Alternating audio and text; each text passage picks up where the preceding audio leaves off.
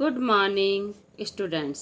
मैं आपकी हिंदी अध्यापिका मंजू सिंह आज आपको नवीन पल्लव का पाठ 9 पढ़ाने जा रही हूँ। इसका नाम है तेलीबा का युद्ध। यह एक कहानी है। इस कहानी में एक युवक के द्वारा बुद्धि के बल पर युद्ध जीतने का वर्णन किया गया है। आओ कहानी पढ़ते हैं। एक जमाने में तेलीबा नामक एक युवक था। लोग मानते थे कि वह तीर चलाने में काफी माहिर है, इसलिए उसका नाम तेलीबा रखा गया। बताओ बच्चों, युवक का नाम क्या था? युवक का नाम था तेलीबा। पर ऐसा बिल्कुल नहीं था। तीर चलाना तो दूर, उसने आज तक धनुष बाण को छुआ तक नहीं था। बचपन में उसके छोटे छोटे हाथ बड़े तेज लगते थे, इसलिए माँ ने उसका तेलीबा नाम रख दिया था। तभी से लोग उसे इसी नाम से जानने लगे। जिस राज्य में तेलीबा रहता था, एक बार वहाँ के पड़ोसी राज्य के राजा ने आक्रमण कर दिया। शत्रुओं के तीर के सामने तेलीबा के राज्य के सैनिक अधिक समय तक टिक नहीं पाए। बताओ बच्चों, उस युवक का नाम तेलीबा क्यों रखा गया? सोचो और बताओ। मैंने आपको ऊपर बताया है उस युवक का नाम तेलीबा क्यों रखा गया। उस युवक का नाम तेलीबा इसलिए रखा गया क्योंकि बचपन में उसके छोटे छोटे हाथ बड़े तेज लगते थे, इसलिए माँ ने उसका तेलीबा नाम रख दिया था। तभी से लोग इसी नाम से उसको जानने लगे थे। राजा ने अपने मंत्रियों से पूछा, मेरे राज्य में तीर चलाने में माहिर कोई शख्स है? एक ने जवाब दिया, महाराज, हमारे गांव में तेलीबा नाम का एक युवक है। तीर चलाने में उसके मुकाबले कोई नहीं है। उसे अभी बुलाया जाए। राजा ने आज्ञा दी। इस पर तेलीबा को राजमहल लाया गया। राजमहल में राजा ने कहा, तेलीबा जी, कल से तुम्हें युद्ध में जाना होगा। पर महाराज, मुझे कोई बात नहीं सुननी है। मेरी आज्ञा है। शत्रु पक्ष तीर चलाने में काफी माहिर है। तुम्हें उन्हें पराजित करना है। यह समाचार शत्रु पक्ष में फैल गया कि कल से एक तीरंदाज युवक युद्ध करने आएगा। बताओ बच्चों, राजा ने अपने मंत्रियों से क्या पूछा? राजा ने अपने मंत्रियों से पूछा, मेरे राज्य में तीर चलाने में माहिर कोई शख्स है? तो उसे क्या जवाब मिला? राजा के मंत्रियों में से एक ने जवाब दिया, महाराज, हमारे गांव में तेलीबा नाम का एक युवक है। तीर चलाने में उसके मुकाबले कोई नहीं है। यह सुनकर राजा ने क्या कहा? राजा ने तेलीबा को राजमहल में बुलाने की आज्ञा दी। जब तेलीबा राजमहल में आया तो राजा ने क्या कहा? राजा ने कहा, कल से तुम्हें युद्ध में जाना होगा। शत्रु पक्ष तीर चलाने में काफी माहिर है। तुम्हें उन्हें पराजित करना होगा। बताओ बच्चों, शत्रु पक्ष में क्या समाचार फैल गया? शत्रु पक्ष में यह समाचार फैल गया कि कल से एक तीरंदाज युवक युद्ध करने आएगा। तेलीबा राजा की आज्ञा सुनकर अत्यंत दुखी मन से घर लौटा। उसने सारी कहानी अपनी माँ को सुनाई। माँ ने कहा, बेटे, इतना दुखी क्यों होता है? मैं आखिर किस काम आऊंगी? जा, तू एक अच्छा सा धनुष बना ला। आगे मैं सब संभाल लूंगी। तेलीबा ने बांस काटकर एक अच्छा सा धनुष बनाया। माँ काफी खुश थी कि उसका बेटा काफी होशियार है। सुबह हुई, तेलिब्बा युद्ध के लिए तैयार हो गया। बताओ बच्चों, जब राजा ने तेलिब्बा को युद्ध में जाने की आज्ञा दी तो क्या हुआ? युद्ध में जाने की आज्ञा सुनकर तेलिब्बा बहुत दुखी हुआ और वह दुखी मन से अपने घर लौटा। उसने सारी बात अपनी माँ को सुनाई। जब उसकी माँ ने सारी बात या सारी कहानी सुनी तो उसकी माँ ने क्या कहा? उसकी माँ ने कहा, बेटे इतना दुखी क्यों होता है? मैं आखिर किस काम आऊंगी?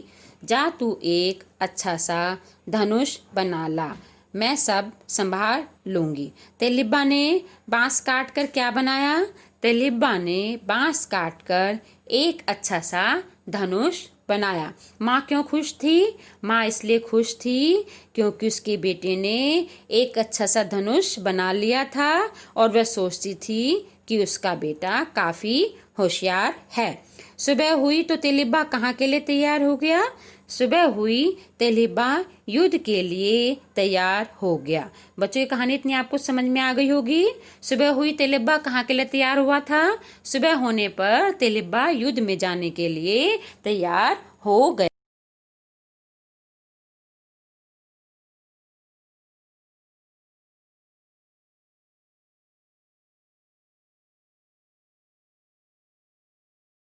कल उसने जो धनुष बनाया था उसे कंधे पर लटकाया। तब माँ ने अच्छी तरह ढक्कन लगाए गए 7-8 तरकस बांस की नाली से बना लाकर दिए। उसने कहा, बेटे जो तरकस मैं तुम्हें दे रही हूँ उसके ढक्कन अच्छी तरह लगा दिए हैं। शत्रुओं के बीच पहुँचते ही ये सारे ढक्कन खोल देना। तेलिब्बा माँ को प्रणाम कर युद्ध के लिए निकला। तेलिब्बा को धनुष और बिना तीर के तरकस लेकर आते देखकर कुछ सैनिक फुसफुसाने लगे, अरे तेलिब्बा के तरकस तो खाली हैं। चुप, हमारे तेलिब्बा को मंत्र आता है। उसके मंत्र के प्रभाव से तरकस खाली दिखाई दे रहा है। एक सैनिक ने कहा, तेलिब्बा युद्ध भूमि में पहुंचा, जिंदा पकड़ो, जिंदा पकड़ो। तीरंदाज बहादुर युवक को जिंदा पकड़ो, शत्रु पक्ष के। बताओ बच्चों, तेलिब्बा ने जो धनुष बनाया था उसका क्या किया? तेलिब्बा ने जो धनुष बनाया था उसे कंधे पर लटकाया। माँ ने तेलिब्बा को क्या दिया? माँ ने अच्छी तरह ढक्कन लगाए गए 7-8 तरकस लाकर दिए। माँ ने अपने बेटे से क्या कहा? माँ ने अपने बेटे से कहा, जो तरकस मैं तुम्हें दे रही हूँ उसके ढक्कन अच्छी तरह लगा दिए हैं। शत्रुओं के बीच पहुँचते ही ये सारे ढक्कन खोल देना। तेलिब्बा माँ को प्रणाम कर कहाँ के लिए निकला? तेलिब्बा माँ को प्रणाम कर युद्ध के लिए निकला। तेलिब्बा को धनुष और बिना तीर के तरकस लेकर आते देखकर सैनिक क्या फुसफुसाने लगे? तेलिब्बा को धनुष और बिना तीर के तरकस लेकर आते देखकर सैनिक फुसफुसाने लगे, अरे तेलिब्बा के तरकस तो खाली हैं। तब एक सैनिक ने क्या कहा? तब एक सैनिक ने कहा, हमारे तेलिब्बा को मंत्र आता है, उसके मंत्र के प्रभाव से तरकस खाली दिखाई दे रहा है। तेलिब्बा युद्ध भूमि में पहुंचा तो शत्रु पक्ष के सैनिक कहने लगे, जिंदा पकड़ो, जिंदा पकड़ो, इस तीरंदाज बहादुर युवक को जिंदा पकड़ो। सैनिक शोर मचाते हुए तेलिब्बा को पकड़ने दौड़े। माँ के कहने के मुताबिक शत्रुओं के घेरे में आने पर तेलिब्बा ने तरकसों के ढक्कन तुरंत खोल दिए। तरकसों में से उसके बाग की सारी मधुमक्खियां निकल आई। मधुमक्खियां शत्रुओं को बुरी तरह काटने लगी। बच्चों बताओ, तरकसों में से क्या निकला?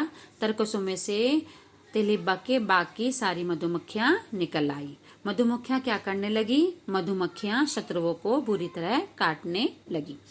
घबराहट और पीड़ा के कारण शत्रुओं को भागने के सिवाय कुछ न सूझा, लेकिन तेलिब्बा के राजा ने उन सब सैनिकों को पकड़ लिया। अपनी जीत से राजा खुश हुए, तेलिब्बा को बहुत बड़ा इनाम दिया और तेलिब्बा आनंदमय जीवन बिताने लगा। बच्चों, इस कहानी से क्या शिक्षा मिलती है? इस कहानी से यही शिक्षा मिलती है कि बुद्धि ही सर्वश्रेष्ठ बल है। बच्चों, आपको कहानी समझ में आ गई होगी। एक जमाने में तेलिब्बा नामक एक युवक था। वह तीर चलाने में काफी माहिर है, यह सोचते थे लोग, लेकिन ऐसा कुछ नहीं था। तीर चलाना तो दूर, उसने आज तक धनुष बाण को छुआ तक नहीं था। बचपन में उसके छोटे छोटे हाथ बड़े तेज लगते थे, इसलिए उसकी माँ ने उसका नाम तेलिब्बा रख दिया था। तभी से लोग उसे इस नाम से जानने लगे थे। जिस राज्य में तेलिब्बा रहता था, एक बार वहां के पड़ोसी राज्य के राजा ने आक्रमण कर दिया। शत्रुओं के तीर के सामने तेलिब्बा के राज्य के सैनिक अधिक समय तक टिक नहीं पाए। राजा ने अपने मंत्रियों से पूछा, मेरे राज्य में तीर चलाने में माहिर कोई शख्स है? राजा के मंत्रियों में से एक मंत्री ने जवाब दिया, महाराज, हमारे गांव में तेलिब्बा नाम का एक युवक है। तीर चलाने में उसके मुकाबले कोई नहीं है। राजा ने तेलिब्बा को राजमहल में बुलाने की आज्ञा दी। जब तेलिब्बा राजमहल में आया तो राजा ने उसे आज्ञा दी, तेलिब्बा, कल से तुम्हें युद्ध में जाना होगा। शत्रु पक्ष तीर चलाने में काफी माहिर है, तुझे उन्हें पराजित करना है। राजा की आज्ञा सुनकर तेलिब्बा अत्यंत दुखी हुआ। वह अपने घर पर लौटा तो उसने सारी कहानी अपनी माँ को सुनाई।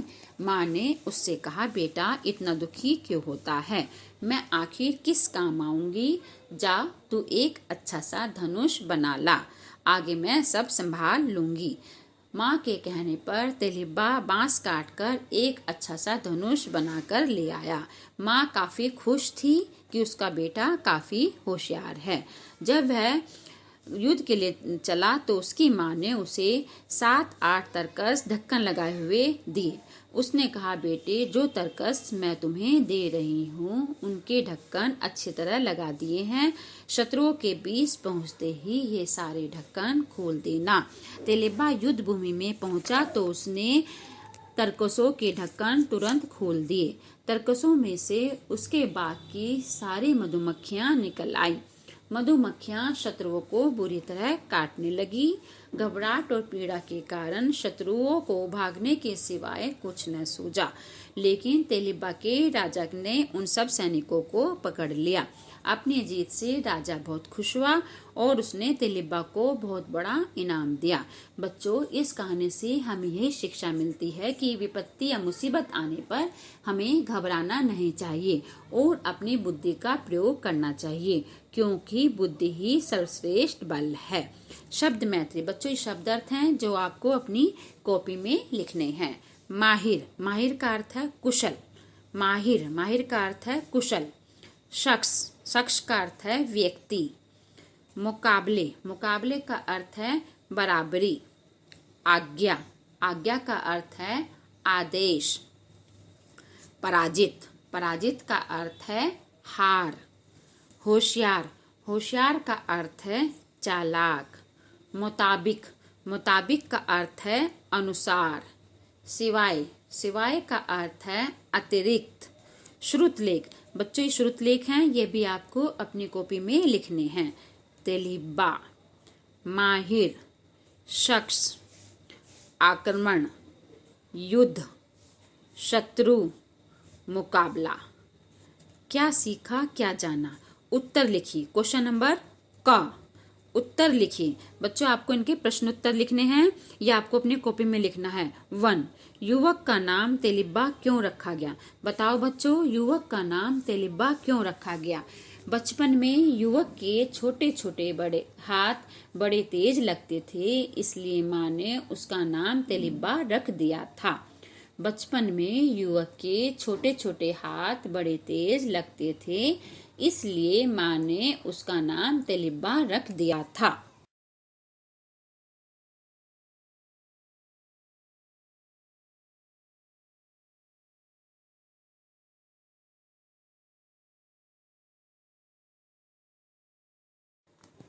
प्रश्न नंबर 2, राजा ने तेलिब्बा से क्या कहा?